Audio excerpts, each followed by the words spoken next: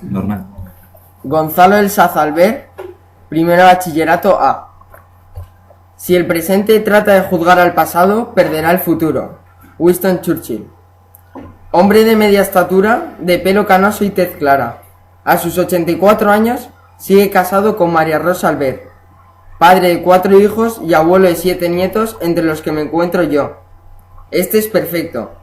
Perfecto Justo Carmelo, de nombre de pila. ¿Por qué perfecto?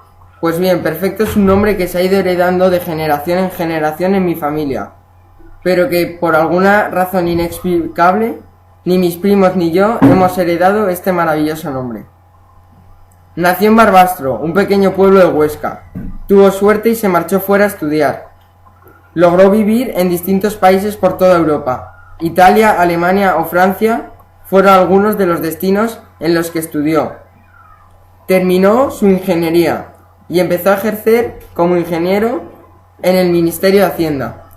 Continuó después de su carrera en la Fábrica de Tabaco de España y acabó siendo el director general de la Casa Moneda y Timbre. Puede ser que su vida se asemeje a la de cualquier persona del siglo pasado, nacida en un pueblo pequeño y que más tarde se marcha fuera a estudiar en busca de un buen trabajo. Pero mi abuelo, el Perfe, como nosotros le llamamos, vivió algo especial, algo que quieras o no te marca para toda tu vida, que es duro de recordar, pero bueno, que es indispensable aprender, que te enseña a valorar esos pequeños detalles de la vida y que te curte para el futuro.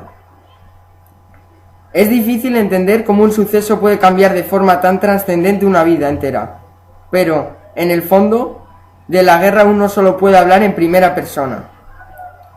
Hablar de la guerra en primera persona implica olvidarse de bandos e ideologías, porque en el 18 de julio de 1936 en España, unos se levantaron sabiéndose nacionales o republicanos, y solo los definía como tales una línea sobre un mapa. Hablar de la guerra en primera persona implica que la noción de futuro desaparece, o queda reducida a los 2 o 3 días próximos. Nadie se preguntará qué será de mayor, porque muy probablemente no llega a serlo. Hablar de la guerra en primera persona implica no poder evitar mirar al presente con los ojos del pasado, porque uno oye hablar de fuga de cerebros y no puede evitar pensar en aquel poeta que escribió sus últimos versos lejos de su hogar, y al que todavía hoy cubre el polvo de un país vecino.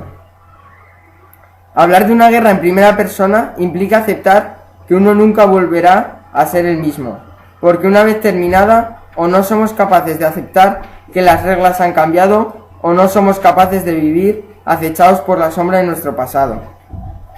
En definitiva, hablar de la guerra en primera persona implica aprender que en ella no hay ningún atisbo de heroísmo, que en el campo de batalla huele a pobreza y sabe a miseria, que el día no acaba con un fundido a negro, sino con un recuento de fallecidos, y que el único juego de luces que existe es el de las llamas de los edificios ardiendo. Hoy tenemos que tener más presente que nunca el recuerdo de estos acontecimientos, de los que a menudo hablamos con poca delicadeza. Inmersos de un discurso de vencedores y vencidos, no nos damos cuenta de que en una guerra solo hay uno que pierde un poco más que el otro. Hablamos de sus causas y sus consecuencias, sus antecedentes o su desarrollo, y olvidamos que detrás de todo ello, la guerra esconde una cara oculta para todos aquellos que no la hemos vivido. La de los padres que no tienen que llevar a la boca a sus hijos, la de las bombas que estallan sin previo aviso, o la de las familias que se deben marchar porque tienen que emigrar a sitios más seguros. Toda esa cara oculta de la guerra, de la que nos es extraño hablar, fue la cotidianidad de muchas personas como mi abuelo a lo largo de 3 fatídicos años. A veces, ignorante de mí, le cuento una preocupación a mi abuelo y le cuento el sufrimiento que me conlleva dicha preocupación. Y no me para pensar, por un momento, que ahí estoy yo contándole lo que es el sufrimiento de un hombre que ha visto pasar su vida en tan solo un parpadeo de ojos. Un hombre que ha experimentado la sensación de que su padre fuese capturado para matarle en un tiroteo sin escrúpulos. Ahí estoy yo hablando de sufrimiento a alguien que lo ha vivido en su máximo exponente. Él mismo siempre dice que en la vida uno puede aprender muchísimas cosas que te enseñen los demás. Pero hay determinadas cosas que no existe un mejor profesor que la propia experiencia.